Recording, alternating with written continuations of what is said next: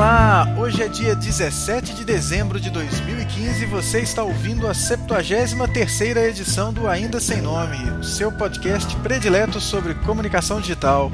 Direto de Belo Horizonte, eu sou o Caio César.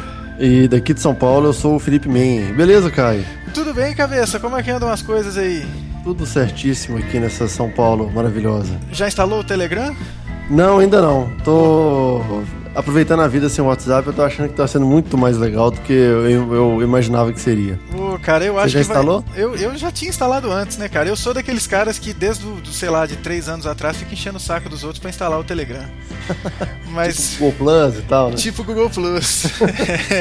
Mas enfim, né, cara? Hoje teve um boost aí e eu até vi uma coisa legal que foi o Felipe Neto tentando encher o saco do Telegram. O Telegram respondeu o Felipe Neto no Twitter. E foi elegante a resposta. Achei muito eu vi ele falando que tava a fim de ver os números do pico de uso de 48 horas, depois quantas pessoas iriam ficar lá, né? E aí os caras falaram, cara, não tô esquentando pra número não, tô esquentando pra usuários felizes. Você sabe que, antes da gente começar, sabe quem usa essa métrica também? É o MailChimp, né? MailChimp. Eles têm um cara lá que é o cara fodão de Big Data. E aí perguntaram pra eles assim, como é que vocês medem a métrica? Que métrica vocês usam de sucesso? Eles falaram, entrega e satisfação do cliente. Tá? Pronto, acabou. Eu acho que esse é um caminho bacana, né, cara? Embora o MailChimp tenha essa coisa de startup, assim, mas é menos, né, do que o que a gente está acostumado a ver. É verdade. Bacana. E, enfim, né, bicho, isso já antecipa um pouquinho do que a gente pode vir a discutir mais adiante. Exatamente. Vamos começar a agradecer os comentaristas da edição passada. Exatamente. O Lucas Cancela. O Luiz Carlos Fernandes. Luiz Carlos Fernandes, inclusive, com um comentário altamente abalizado. A gente agradece. Aham. E o Daniel Rocha.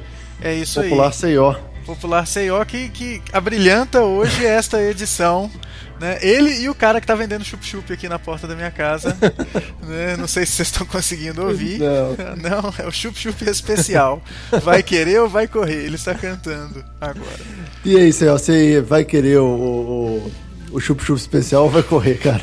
Cara, eu prefiro, de acordo aí com as últimas tendências, eu prefiro o chup-chup gourmet, cara. Então, se não for gourmet, eu vou passar dessa vez. Esse não é um food truck. Esse é uma bikezinha do cara daqui de cima.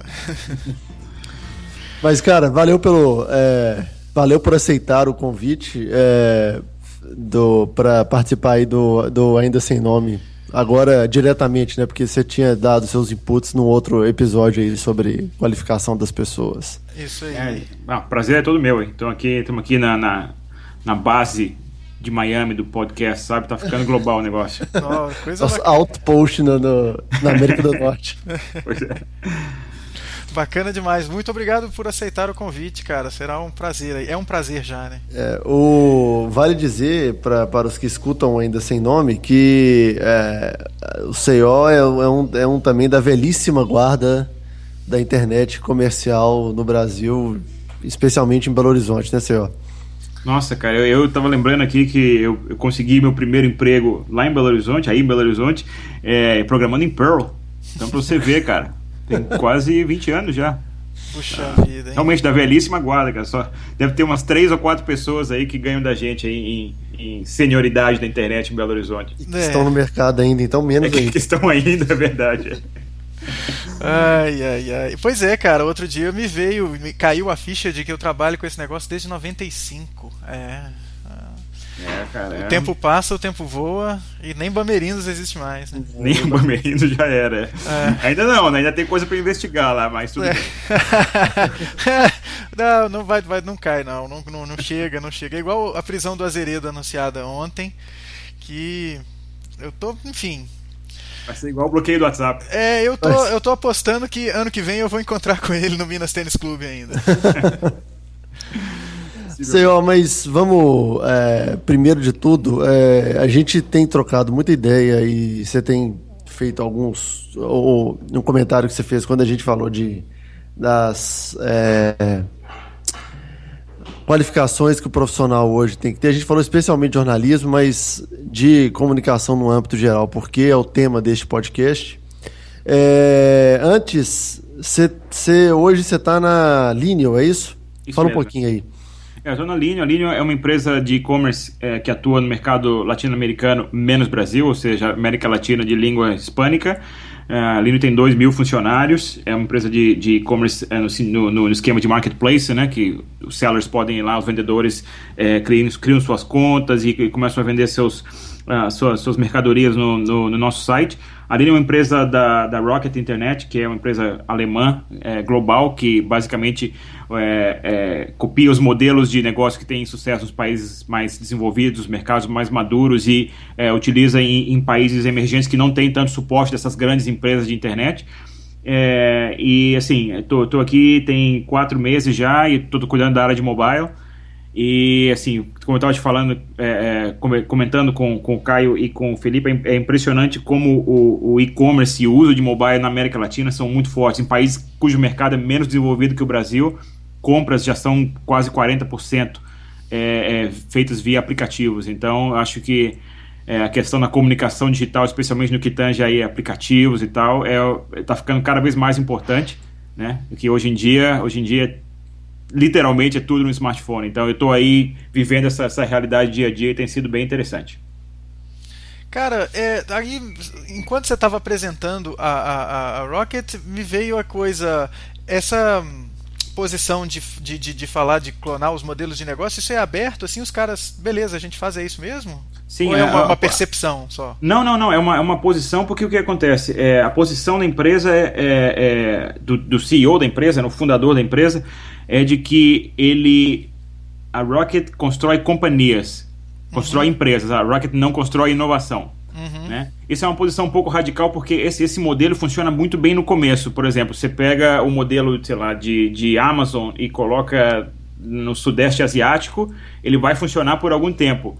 Mas aí vão começar a surgir algumas diferenças de negócio. Por exemplo, a América Latina é extremamente comum você comprar por e-commerce, comprar um produto no e-commerce e pagar em dinheiro na entrega. Sabe? É uma coisa impressionante que não funciona com nenhum outro modelo em quase nenhum outro lugar do mundo. Então, a Rocket é uma posição super aberta, que assim, a posição deles é servir mercados que não estão sendo servidos.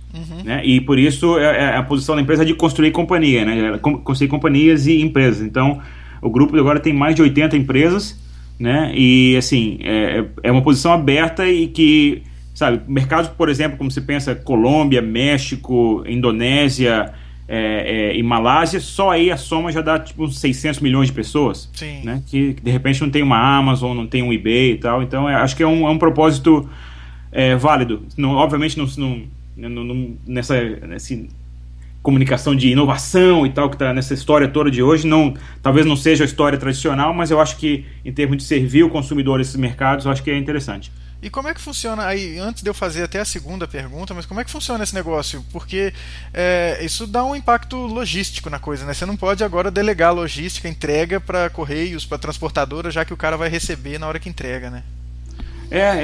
Tem nos casos onde esse mecanismo que se chama cash on delivery, ele é forte, a empresa tem que ter uma frota própria. Então você imagina, por exemplo, uma Amazon descendo até o Peru e comprando um monte de carros para fazer entrega.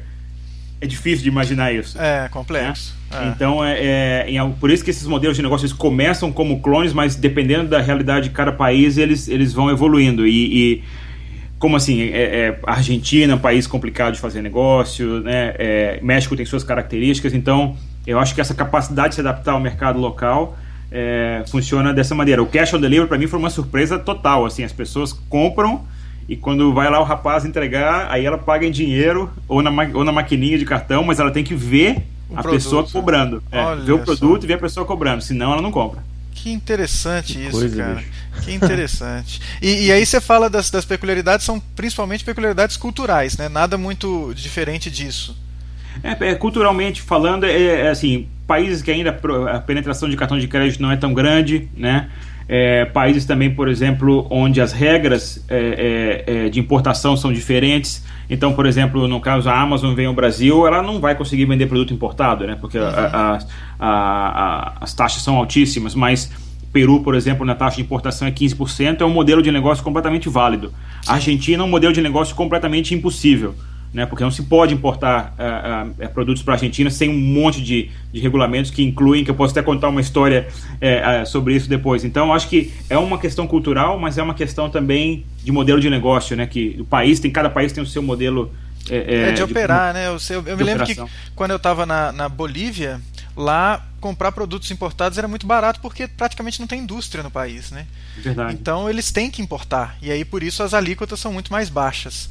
Mas enfim. E a outra coisa, cara, você falou que você está mexendo com dispositivos móveis, e aí você falou que é um público gigantesco. Há alguma investigação sobre a que se atribui isso? Eu imagino que seja o baixo desenvolvimento do país, o país está desenvolvendo agora, e aí a estrutura, igual a gente tem muito presente no Brasil, mas bem em volta da gente, né, que é de todo mundo tem computador, lá é um pouco diferente. Então é o que acontece aqui com as classes C e D, que o primeiro dispositivo de processamento informático do camarada é um telefone, é um smartphone. Isso acontecia, isso é a principal razão. Isso acontecia também quando eu trabalhava na Nokia. A Nokia passou muito tempo tentando vender redes 3G na África, né? Mas o que aconteceu foi que assim, um ou outro analista de mercado acertou na mosca que assim, eles falaram que como o 3G já estava ficando atrasado no resto do mundo e a África ainda estava no 2G, o que ia acontecer é que eles iam pular do 2G para o 4G direto, porque não teria como, né? Então o primeiro dispositivo o primeiro celular que as pessoas iam usar já era 4G. E o que acontece na América Latina é exatamente isso que você falou, assim, como muita gente estuda o dia inteiro e trabalha, né? Na nossa região, na América Latina, é muito comum trabalhar e estudar ao mesmo tempo, as pessoas acabam passando, não sei, 12, 15 horas fora de casa. Então, o principal dispositivo delas é o telefone. Então, e você vê direitinho, é impressionante, quando as vendas aumentam muito entre 5 da tarde e 7 da noite, que é quando as pessoas saem do trabalho. Elas ficam no transporte público esperando, fica entediada, entra lá e vai verificando, vai fazendo, né, entrando no aplicativo e tal. Mas assim, o consumo é basicamente porque as pessoas estão pulando direto do laptop, né, ou de um desktop para o smartphone e para o tablet, direto. Não estão naquela fase laptop, assim, ou um híbrido, sabe? Então é mais ou menos por aí, sim. E conectividade é absurda, né, cara? Em 2014 eu tive na Colômbia, em Medellín, e lá eu fazia videocall de Skype usando um Nexus 7 que eu tinha, pendurado no Wi-Fi de sorveteria no meio da rua, cara. E o Wi-Fi aberto, o cara nem se preocupava em botar uma senha. Mas isso era a pergunta que eu ia fazer. Então o cara, ele de 5 a 7, ele faz a compra e ainda tem consumo de dados. O cara não fica dependendo da boa vontade do Wi-Fi da sorveteria, por exemplo, ou de uma praça de alimentação, ou o que seja. Cara, a gente vê, pelo que a gente vê no tracking, varia, cara. Varia bastante, porque a gente vê o mesmo, é muito, muito impressionante. A gente vê a mesma sessão. Por exemplo, o que a gente mede por sessões, né? O cara ligou o aplicativo e aí ele vai até o final, aí depois de tantos minutos a gente expira a sessão e tal. A gente vê que dentro de uma mesma sessão, o cara muda de 3G para 4G, para o Wi-Fi, para Edge, para 3G, para 4G, assim. Mas vai. Ele continua. Continua, então. Não, mas diga. Porque assim, me parece que assim, é o caso do Caio, assim, me parece que o cara faz o caminho todo dia para casa, o mesmo caminho, e ele sabe que, por exemplo, se ele parar perto daquela sorveteria tem um Wi-Fi, então ele pega o Wi-Fi da sorveteria. Então assim, ele vai, no caminho dele, parece que a conectividade vai seguindo o caminho, sabe? Em cada ponto que ele para, aqui eu tô no Wi-Fi, depois eu tô no 3G porque não pega muito bem, e assim vai. Então parece que é um caminhozinho assim que eles fazem com conectividade, é muito impressionante. Legal, e aí não troca de seção quando você troca de IP, né? Não troca, continua lá. Olha, e aí você consegue ver assim, de onde que o cara tá vindo, qual conexão que ele tá usando, e vai, assim, me parece que as pessoas fazem um esforço enorme para não usar dados, e assim, mas assim, quando tá numa situação na qual não tem conectividade Wi-Fi, eles vão nos dados, assim, sem problemas, mas também eles, nesse caso, eles voltam muito e ficam você pensa que o usuário às vezes não tem sofisticação, mas eles têm, por exemplo, quando eles estão num 3G, por exemplo, que é um pouquinho mais lento, eles navegam muito pelas coisas que eles já viram, que estão no cache. Então eles não veem, sabe, aquela indicador de atividade de rede lá. Então parece que eles não estão consumindo dados. Então assim, aqui vai ficar caro, então eu vou olhar só o que eu já olhei. Quando eu entrar no Wi-Fi eu vou ver coisa nova, sabe? Tipo um sync, assim, on demand. É muito, muito, muito legal. Que maluco isso, cara. E me conta aí vocês fazem primordialmente aplicativos ou trabalham em versões para dispositivo móvel do site full aí, como é que é? Não, a gente faz os aplicativos, são a prioridade, porque como os produtos, o catálogo é muito grande, né? São mais de 2 milhões de produtos, o catálogo é grande, então para navegar de uma maneira mais rápida fica mais fácil pelo aplicativo, porque, né, você só troca os dados que são de produto e tal, e não precisa trocar os dados de interface, não precisa fazer o download da interface. O mobile site tem uma participação, mas assim, é muito, muito, muito pequena. Não posso dizer o número, mas é quase ínfima. E é ínfima a ponto de não valer o esforço, ou vocês ainda mexem assim? É ínfima a ponto de acontecer o seguinte: a ideia inicial era fazer um site responsivo completo, né? E acabaram fazendo o seguinte: olha, tem responsivo desktop até esse tamanho de tela, e tem outro tema, né, que vai de tablet para baixo. Assim, não, porque não acharam que valeria a pena investir no esforço de fazer um site, né, grande de e-commerce completamente responsivo, porque as compras via mobile site são baixas. E assim, as compras via aplicativo são provavelmente 10, 15 vezes mais altas. Então o mobile site está assim, bem abaixo do que eu esperaria, assim, em termos de equilíbrio. Assim. Então acho que ou é web, desktop, ou é direto na aplicação. E aí no aplicativo você enxerga uma quantidade gigante. Chega a ser mais que a metade? Em dias de pico, sim. E assim, em dias nos quais você tem ou uma promoção ou um código de cupom que seja só pelo aplicativo, por exemplo, aí chega a 70%. Caramba! Puta merda. Estamos falando aí de Colômbia, Peru, México, Panamá, né? Imagina no Brasil como não deve estar isso. Pois é, cara, uma empresa lá do braço da Rocket, que é a Dafit, deve vender um absurdo. Pois é. E assim, é uma coisa que está todo mundo tentando fazer, né? Aquele shift, né, para o mobile. E assim, se não fizer, é inviável. Se não der uma atenção muito grande aos aplicativos, ao mobile site e tal, a empresa que não fizer isso vai estar com problema, porque agora as pessoas ficam o dia inteiro, né, conectadas via telefone. Então... E é engraçado porque eu acho que eu penso na contramão, né? Porque eu tenho uma preguiça danada de instalar aplicativo de loja específica. Né? Eu acho que seria muito mais fácil ser um site que funcionasse, mas tem aquelas vantagens de você... Isso também é possível, né? Você guardar no navegador ou numa versão móvel do site, dado de compra com clique e etc. Mas no aplicativo eu imagino que dá uma sensação de segurança maior, né? E tem isso também, e muitas pessoas acabam fazendo o seguinte, de novo, como o consumidor é tão sofisticado que às vezes a gente fica até surpreso. Muitas pessoas, elas olham e compram itens baratos pelo aplicativo, muitos, sei lá, perfume, escova de dente, pasta de dente, ou sabe, cabos, essas coisas. Quando eles vão comprar, por exemplo, uma televisão, eles navegam via aplicativo e param a sessão e vão na web e continuar a compra. Para fechar a compra por lá.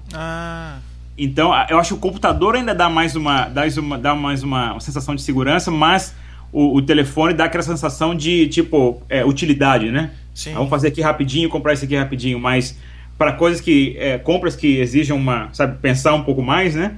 Aí o pessoal vai para a web. Acho que o pessoal só consegue pensar na web, é muito estranho. Interessante. E o negócio dos serviços todos via web, realmente, né, cara? O anúncio da Fundação Mozilla com relação ao Firefox OS aí na semana passada dá uma dica, né, de que eles estão descontinuando, eles só não vão mais mexer com isso. Foi triste, né? Porque, assim, do meu lado eu gosto muito da web, assim, eu cresci na web, nasci na web, então o ambiente de mobile, de aplicativos, querendo ou não, ele é aquele jardim, né? Jardim, eu não sei como é que traduz em português, Wallet Garden, né? E assim, a gente é controlado, né? Eu tenho um iPhone, eu estou na loja da Apple, eu tenho um Android, estou na loja do Google. A web é muito mais aberta, então eu queria que o Firefox tivesse sido um sucesso, o Firefox OS, mas aparentemente, né, não é o que o mercado quer, então ficou complicado. Ô, Caio, você lembra que a gente falou do Firefox OS em 2012, eu acho. Lembro, com o Lucas Rocha, né? E eu cheguei a ter um Firefox OS, ele foi embora no bazarzinho agora que eu fiz. e ele é um excelente roteador, cara. Ele vira um roteador 3G fabuloso, assim. Você espeta o SIM lá e ele vira um roteador, tudo fácil de configurar e tal. Então, mas é uma pena, cara. O melhor de todos era, na minha opinião, o web-based era aquele, o WebOS, né, da LG, que a LG tá usando agora. Eu tenho uma TV, Smart TV, que é o WebOS, e o fato dela ser tão bacana fez com que eu desligasse o Apple TV dela e também passasse os cobres nele e ele foi embora no bazarzinho. Porque o sistema é muito melhor, cara, muito mais bacana. A única coisa que eu sinto falta é do AirPlay, que do iPad não dá pra mandar direto pra TV, mas isso é coisa que a gente resolve fácil. Isso é. Mas bacana, aí falando, já que você tá falando de aplicativos, cara, na América Latina, Apple não é lá essas coisas, né? Ou é?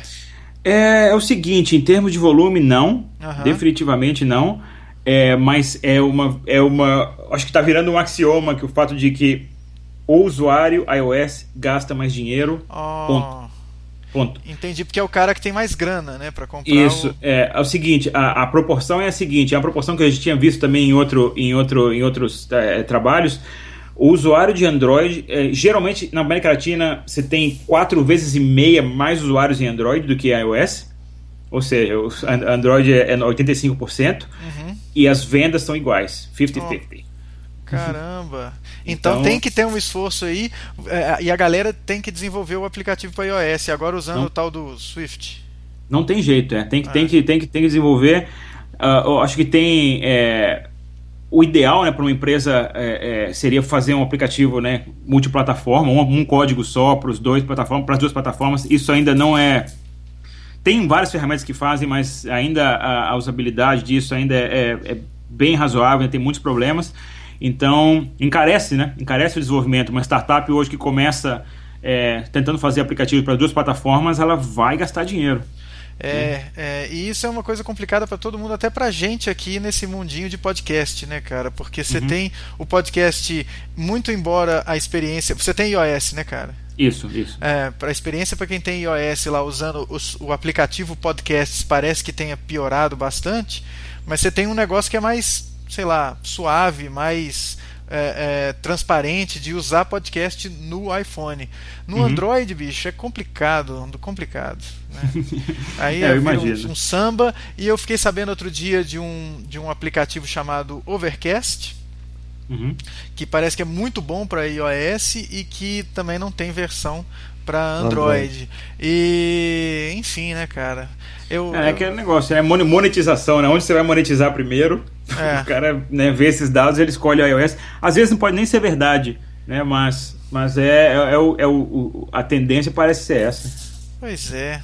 E nesse mundo do Android, é engraçado, né, que você vem do Java, né, cara? Eu me lembro que tinha um livro, sei lá, consagradíssimo de Java, e que você achou um erro no livro, ninguém tinha achado esse erro nesse livro. Cara, eu vim do Java e comecei aí em 96 com Java, a versão alfa do Java ainda, olha só. Caramba, velho. E aí a gente veio seguindo até hoje. Inclusive, eu acho que no pico da lista dos meus... das minhas realizações aí, que são poucas, em 2006, 2007, quando eu estava na Nokia ainda, eu escrevi um livro de Java junto com um arquiteto da Sun, Java no mobile, né? O livro é terrível, porque assim, é aquele livro escrito, é tipo aqueles filmes, sabe, que tem vários diretores, cada um faz um episódio de 5 minutos, então o livro ficou ruim, mas assim, eu acho que foi, sabe, o topo das minhas realizações assim, foi escrever um livro de Java que ainda está na Amazon, lá, embora já seja completamente irrelevante, mas estou aí até hoje.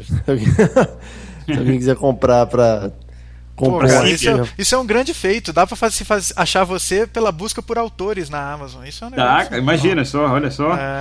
Tipo tá no IMDb, né? Isso é tipo tá no IMDb, cara. Isso é um negócio fabuloso, bacana.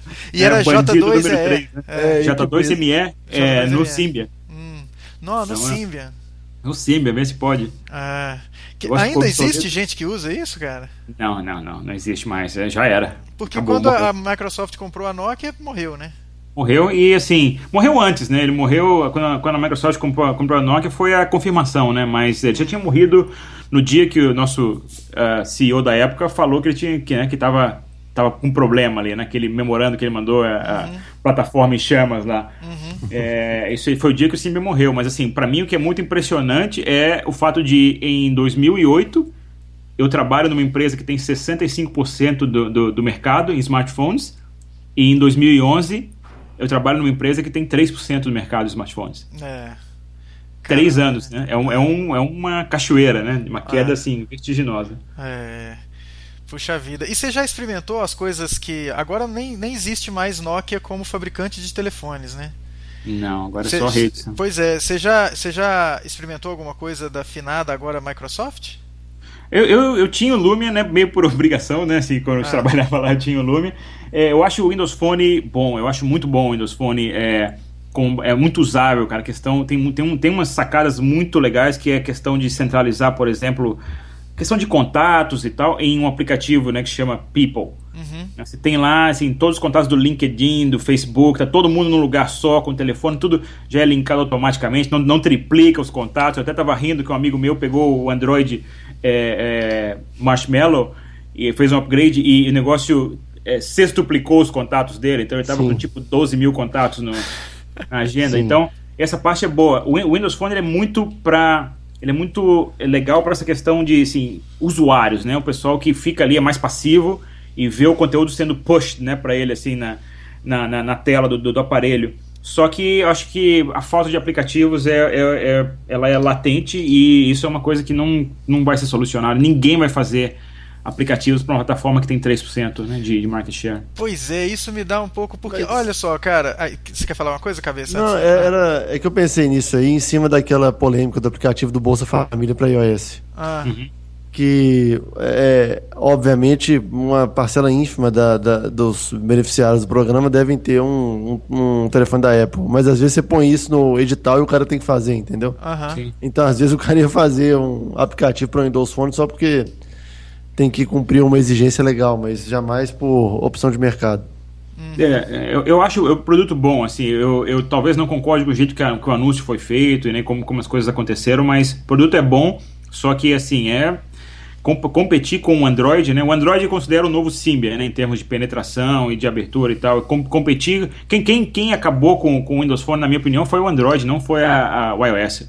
O Symbian conviveu com o iOS muito bem durante uns 3 anos, né? O Android é que realmente veio e botou fogo em tudo. Eu tinha um Sony Ericsson, um P800, que era Symbian, UIQ. O Symbian UIQ. Nossa senhora, hein? Tá antigo também, hein? Tá, depois eu tive o N95 e tal, mas tive o P800. Mas tive um Palm OS também, um Trell. Nossa. Mas cara, pois é. E aí hoje eu tenho um Android e eu confesso, cara, embora eu esteja utilizando um Mac agora, nesse momento, para gravar, que ele virou meu desktop aqui, eu tive que utilizar o Windows 10 recentemente. E a experiência do Windows 10 está muito massa. Eu 10 anos usando, batendo a cabeça com o Ubuntu, de passar raiva que você fecha a tampa do laptop e ele não hiberna, aí quando você vai ver, sua mochila tá pegando fogo. Outro dia eu fui colocar uma coisa no porta-mala do carro, o porta-mala tava quente, eu falei, caramba, o que é isso? Eu fui ver, a minha mochila tava quente, quase queimei a mão porque eu tinha fechado a tela lá do laptop e o negócio não desligou e tava lá quase fritando o SSD. Aí eu coloquei o Windows 10 e tudo tá funcionando muito macio. E eu fiquei assim, caramba, e se eu colocar um Windows Phone pra brincar, né? Será que... Mas eu acho que a interface não é das melhores, né? Tudo meio escuro, não sei, não... É uma coisa meio... parece... Eu não sei, intimida, né? Porque aqueles blocos, aquelas coisas assim, parece... Eu sempre, quando eu olhava pra tela de Windows Phone, eu sempre penso no Lego. Né? Pra mim, eu sempre penso no Lego. É uma interface assim, aqueles blocos coloridos e tal. Você fala assim, puta, que preguiça de aprender isso tudo agora, né? Então, e assim... os aplicativos que você... Mas que o pior é que os aplicativos que você conhece e usa no Android e no iOS, no Windows Phone, eles são diferentes, né? As coisas funcionam de uma maneira diferente. Aí você fica com aquela... Pô, não parece um aplicativo do WhatsApp, parece um aplicativo, sabe, WhatsApp do P, sabe assim? Isso, de alguém que fez ali na esquina. Complicado. Mas plataformas, eu acho que agora a gente tem um duopólio aí que vai se sustentar por vários anos, então paciência. E aí, cara, o que isso demanda do cara que vai trabalhar? O cara tem que saber Java, tem que saber Swift, o que ele tem que saber para ser desenvolvedor? Para ser desenvolvedor, eu acho que a linguagem que você programa, que você usa para programar, é o de menos. Eu acho que é o seguinte, você tem que gostar muito porque assim, eu li um artigo espetacular que programação é fazer o seguinte, é dar instruções que tem que ser 100% precisas para um completo idiota. Né? Porque assim, programação é assim, você tem que instruir o computador a fazer tudo o que você quer que ele faça, e o computador não sabe pensar. Não, né? Ele faz o que você manda. Então você tem que ter um gosto muito grande pelo detalhe, sabe, pela lógica, pelos fluxos e tal. Também, depois que você tem isso, eu acho que você pode começar com qualquer linguagem. Assim, para mobile hoje, tem várias ferramentas, você pode programar para mobile em praticamente qualquer coisa. Né? Assim, você pode usar Swift, por exemplo, você pode usar Objective-C, pode usar Java para Android, ou você pode usar, tem até uma ferramenta que se chama Xamarin, que você pode usar com C# para fazer para as duas plataformas. Nossa, C#. Ou PhoneGap e Titanium, por exemplo, que você pode usar JavaScript. Então, a linguagem é o de menos. Os melhores programadores que eu conheço, eles seriam capazes de escrever um aplicativo numa linguagem de programação que não existe. Só com a lógica, entendeu? E assim, o resto, se aprende uma, se aprende todas depois. Isso não é um problema. E você vê a necessidade dos caras que não são desenvolvedores de entender um pouco disso, ou de entender um pouco da lógica? Porque você falou que aí você tem muita demanda de gestor de produto, né? O cara que é gestor de um produto, é dono de um produto e tal. Esse cara, ele também tem que saber alguma coisa disso? Na minha opinião, sim, porque eu acho que as empresas, assim, elas estão virando muito técnicas, né? Em geral, não apenas o departamento, o antigo departamento de TI, né? Então as empresas estão virando muito técnicas. O marketing hoje é muito, sabe, data-driven, né? Isso é tudo em dados, como é que foi a reação, a gente postou isso no Twitter, deu isso, postou aquilo no Twitter, deu aquilo. Então, como as organizações estão ficando mais matemáticas, mais numéricas, eu acho que o profissional, especialmente de comunicação, né, que geralmente as métricas de comunicação são muito qualitativas, né, são difíceis é difícil distinguir um bom departamento de comunicação de um mau departamento de comunicação. Eu acho que com essa sofisticação em termos matemáticos das empresas hoje, o profissional de comunicação, de marketing, ele precisa saber até mesmo para falar a mesma linguagem. Né? Essa era a minha pergunta. Né? Não precisa nem ser programador, mas para falar a mesma linguagem com o desenvolvedor ou com o analista de negócio, ele precisa saber alguma coisa disso. Opa, essa era a pergunta que eu ia fazer agora, senhor. Porque você deve ter muita interface com o time de marketing, por exemplo. Sim, marketing, produto e design e comunicação, inclusive, direto. E aí, a gente já passou daquela...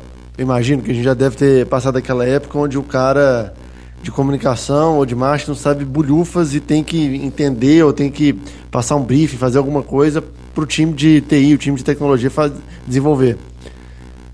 Isso é passado. Eu não sei nem...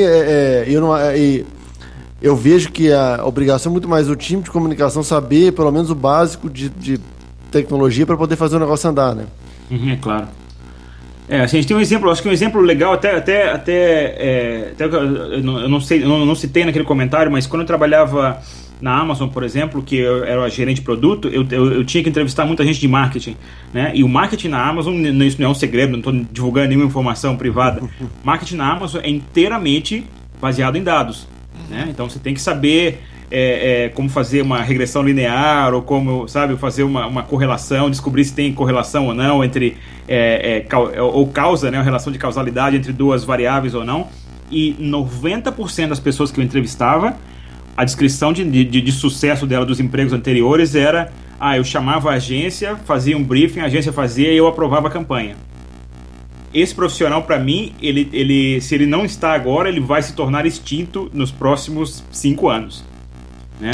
O que o profissional bom hoje é o que eu acho que os melhores profissionais de marketing, eles têm um título hoje que é meio de comunicação, né? A agência também tem um título que é meio pomposo, né? Que é o tal do growth hacker, né?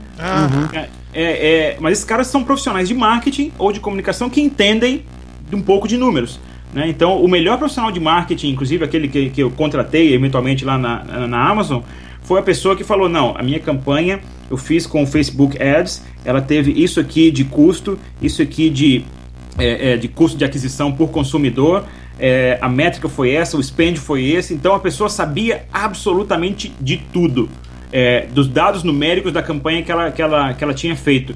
E era uma pessoa que, por incrível que pareça, era júnior na empresa onde ela trabalhava. E eu cheguei a entrevistar diretores que não tinham nenhuma ideia do que isso seria. Então eu acho que... E comunicação também, né? Comunicação hoje em dia, até assim, como todas as empresas têm aplicativos, como todas as empresas estão sempre sendo perguntadas a respeito de tecnologia, eu acho que o departamento de comunicação, porque muitas vezes é misturado com marketing, né? Tem que saber as duas coisas, até pior talvez, tem que saber os números, né? Para passar requisições para os outros departamentos, a questão numérica, a questão, né, de tracking das coisas e tal, mas tem que saber também o suficiente para se comunicar com o público externo a respeito das tecnologias que estão sendo usadas internamente, né? Eu acho que isso é por exemplo, se você trabalha num departamento de comunicação, não sei, de uma Petrobras da vida, eventualmente alguém vai te perguntar como se decide a viabilidade de um campo de petróleo. Isso vai para o pessoal de comunicação. O pessoal de comunicação vai ter que, sabe, entender aquela questão do negócio para poder explicar, né? E isso eu acho que está permeando todas as atividades hoje, todos os tipos de empresa. Então, o profissional hoje de comunicação, ele tem que ter o que a gente chama de hard skills, né? E não só na área dele, mas tem que ter hard skills na área de exatas, o que é desafio duplo. Pois é, eu atribuo isso a um esquema que, no passado, marketing era uma coisa que poucos se aventuravam, porque menos ainda sabiam do que se tratava. E aí, quando você tem uma evolução do que é marketing e comunicação, aqueles caras antigos, eles têm uma resistência enorme a esse tipo de coisa nova, que são os números, né? Antes não tinha, a coisa era muito baseada no feeling, o cara ia percebendo a coisa, ou então o feedback era muito posterior à ação. Você fazia uma ação e dali a, sei lá, 20 dias é que começava a pingar os números das respostas daquela ação que você tinha feito, que era a venda, os relatórios de venda dos diferentes lugares, os pontos que você tinha e tal. Então agora a coisa está mais imediata, as ferramentas são outras, ferramentas de automação, e que esses caras têm uma preguiça monstro, sem falar da preguiça natural com relação a números, né, bicho? Esses caras têm uma preguiça com números que é absurda. Eu acho que isso aí tem que ser vencido, né, então, de qualquer forma. É verdade. E, inclusive hoje, quando eu trabalho, é muito confortável, porque é o seguinte, a pessoa de comunicação com que eu trabalho mais, assim, eles já vêm para mim, o departamento de comunicação já vem para mim dizendo assim, olha, a gente precisa fazer o tracking disso aqui com esse SDK, para esses números, com esses parâmetros. Então já é uma coisa assim, ele não está dizendo assim, a gente precisa descobrir quantos milhões vendeu no dia tal. Eles vêm assim, faz o tracking dessas variáveis nesse SDK para esse dia nessa plataforma aqui. Então é uma conversa muito mais produtiva, né? Então você acaba numa reunião de meia hora, você assim, beleza, já sei o que tem que fazer, vamos implementar e 2, 3 dias depois está no ar. Ao contrário de, eu prefiro fazer um tracking disso, vai deixar na mão do desenvolvedor, ele vai procurar 6 mil SDKs que vão fazer aquilo, vai pedir aprovação, então até pela produtividade das empresas, então produtividade né, a questão de definir e manter e verificar as métricas, tudo isso, acho que o profissional de comunicação tendo, né, essa um pouco mais exposição a esses hard skills de exatas ou de números, eu acho que seria assim, ajuda muito a empresa a andar muito mais rápido, né? E não só a intuição, eu acho que quando ela é legal quando ela está acompanhada disso, né? Um cara que sabe muito de número e tem uma intuição de vez em quando é fantástico. Agora, uma pessoa que funciona só na intuição, a gente não tem como comprovar, né, que a pessoa acerta mais do que erra, né? Ou então é aleatório, né? Pois é difícil. Então, assim, mas eu acho assim, e assim, hoje não depende nem de diploma, né? Assim, porque muita gente pensa, para poder aprender agora essa questão aí, eu vou ter que fazer um mestrado em ciência da comunicação, da computação para isso. Eu acho que essa questão da educação online, você vai num Coursera da vida, você vai, sabe, no Linda do LinkedIn, cara, você consegue aprender isso muito rápido. E hoje em dia, acho que o Seth Godin, acho que para mim ele é muito bom nessa questão de fundir o marketing de intuição né, com marketing de resultados ali, né, o marketing da Itália de 82 ali, né, aquela coisa assim, vamos já chutar 3 vezes no gol e vamos ganhar do Brasil. Então, eu acho que hoje em dia você não precisa disso, e eu acho que se você chegar numa entrevista de emprego com um mestrado em ciência da computação, mas não ter entendido muita coisa, versus chegar falando sem nenhum tipo de especialização, mas falando em como você prevê o sucesso da campanha, sabe, como você utiliza as métricas, sei lá, se você quiser realmente ser bem pomposo, você pode falar que fez uma previsão bayesiana para aquela campanha e funcionou desse jeito.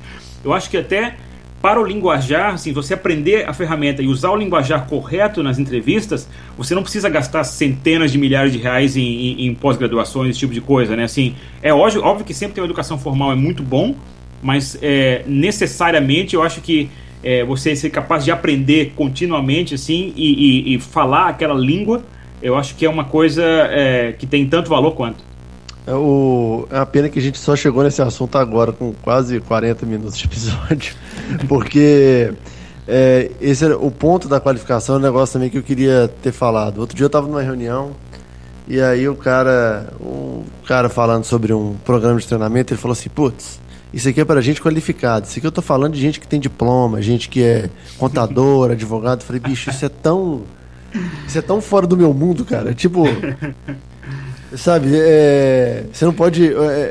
óbvio que um Coursera vai te colocar no 0 até os 5, 6, né? Mas o resto, uma vez que você já desceu o morro, aí você vai na banguela e resolve o problema. O seu problema de formação. Eu acho que assim, eu concordo, e eu acho que é o seguinte, acho que a educação formal, mestrado, doutorado, ela é muito importante para prevenir a obsolência, assim. Por exemplo, se uma pessoa tem doutorado em comunicação, eu acho que ela entende as raízes do negócio, sabe? Ela entende as bases da comunicação, sabe? O big picture do negócio, que ela pode aprender qualquer coisa depois, né? Então, acho que agora usar, por exemplo, um mestrado para aprender uma coisa que daqui a 5 anos pode não existir, como o Symbian, por exemplo, que existia mestrado em desenvolvimento Symbian, eu acho que não é legal. Então, acho que tem as duas coisas se complementam, né? Você faz uma graduação ali mais acadêmica, mais abstrata e tal, para poder você entender como a sua área funciona como um todo, e, né, vai aprendendo com essas outras ferramentas, vai aprendendo aquela coisa mais prática ali do dia a dia e tal, que vai te dar uma diferenciação profissional, né? Eu acho que é um bom complemento. As duas coisas seriam feitas, as duas coisas interessantes, mas, then again, eu não tenho nem mestrado nem doutorado, mal tenho curso superior. Talvez não seja a pessoa certa para opinar. Ou você seja exatamente a pessoa certa, cara. O problema isso acontece algumas vezes, a gente já viu, quando o cara ele é excelente em resultado, mas aí quando você entra numa cultura que é excessivamente focada em papel, em diploma, às vezes o cara fala, mas ele não é bom o suficiente para isso, sabe?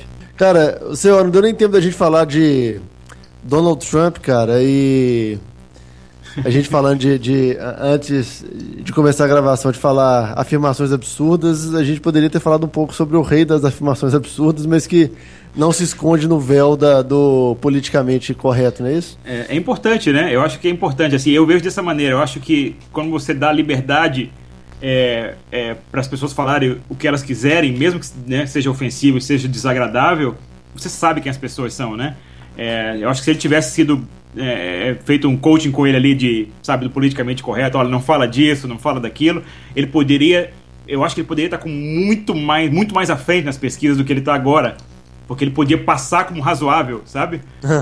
Mas como ele não tem esse negócio, como ele fala o que dá na telha, eu acho que é muito fácil identificar quem é o Donald Trump. Então eu acho que de repente essa falta do politicamente correto, né, ela facilita a identificação de pessoas ali que não são, né, que normalmente em outra situação que a gente poderia confundir com pessoas razoáveis, né, o que não é o caso. E hoje de manhã eu acabei ligando a televisão aqui, e estava o filho do Donald Trump falando sobre o desempenho do pai dele no debate, e assim, a convicção de que ele vai vencer é quase assustadora, digamos assim. Outro exemplo de que não, você sabe que dentro daquele QG dele, eles acham que vão vencer de lavada. Então é uma coisa, né? Acho que tirando esse véu, assim, pessoas como Donald Trump são importantes para a gente lembrar quem a gente é, né? Eu acho. Ainda tem uns outros aquele tem uma série de candidatos interessantíssimos também. Ben Carson, Marco Rubio e outros caras que são engraçados, por assim dizer. Eu acho que é pior ainda, assim, pior ainda esses caras, porque esses caras, por exemplo, o Jeb Bush, o cara, assim, ele pode ter os defeitos lá dele e tal, mas assim, ele venceu 2 eleições para governador da Flórida, governou aqui 2 vezes, saiu com 60% de aprovação, ou seja, é macaco velho da política, muito velho.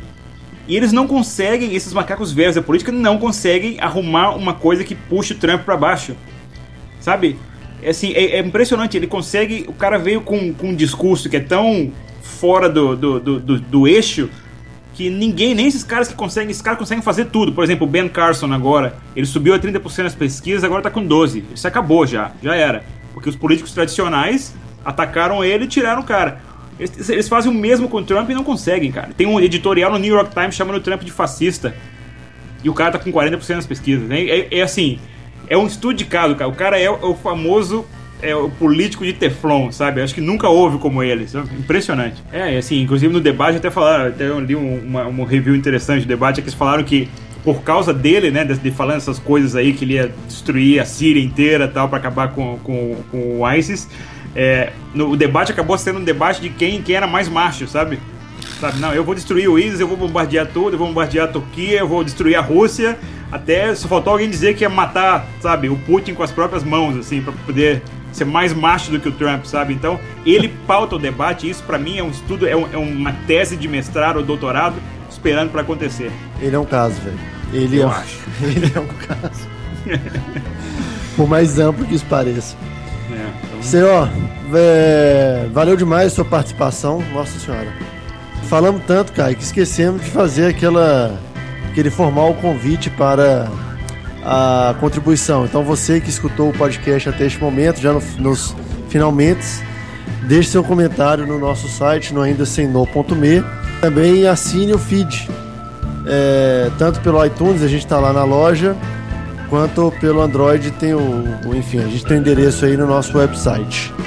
Valeu, Caio, a gente se vê em breve, inclusive tenho grande chance de a gente poder gravar uma edição ao vivo no fim do ano, hein? E nós vamos fazer a abertura do podcast estilo Simpsons. Tá anotado. Isso aí. Valeu, galera. Até mais. Boa semana pra vocês. A gente se vê no próximo. Valeu, Céu. Obrigado. Valeu, pessoal. Até mais.